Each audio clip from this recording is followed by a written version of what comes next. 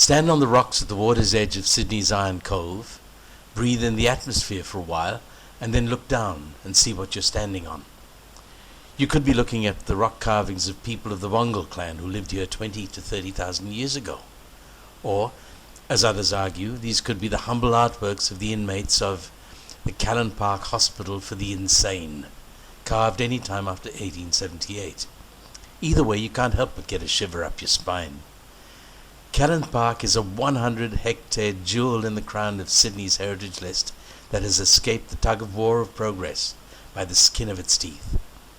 It all started in the early 1800s when original land grants were allocated as gentlemen's estates. In 1839, Crown Solicitor and Police Magistrate John Ryan Brennan made a series of purchases to acquire the Callan Park land, which he named Garryowen Estate. Then he built a house overlooking the river and named that Garryowen House. Why Garryowen? Nobody seems to know. But we'll find out, and when we do, we'll let you in on the secret. Anyhow, the Garryowen Estate and house became the local centre for social life until John Brennan went bankrupt in 1864. In 1865, Sydney businessman John Gordon bought the property, renamed it Callan Park, and subdivided it, ready for auction as a new waterfront suburb. Meanwhile, Gladesville Hospital, Sydney's so-called lunatic asylum, had become overcrowded. The conditions were so shocking that the colonial government bought the entire Callan Park site in 1873 to build a new hospital for the insane.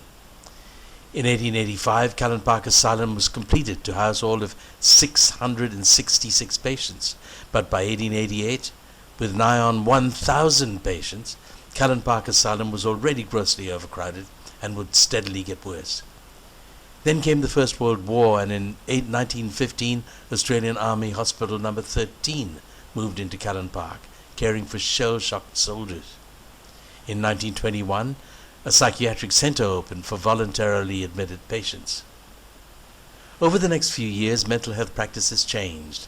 The complex amalgamated to become Rozelle Hospital and continued to treat patients until 1994.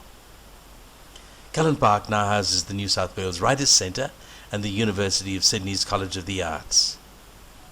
A handful of calendar dates and a sketchy history say little or nothing about this place. You have to walk through, take a little time, and if you can, try and imagine what these folk experienced and how they must have felt.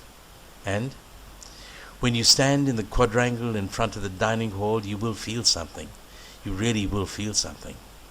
Only then can you understand that the tug-of-war of Callan Park will never end.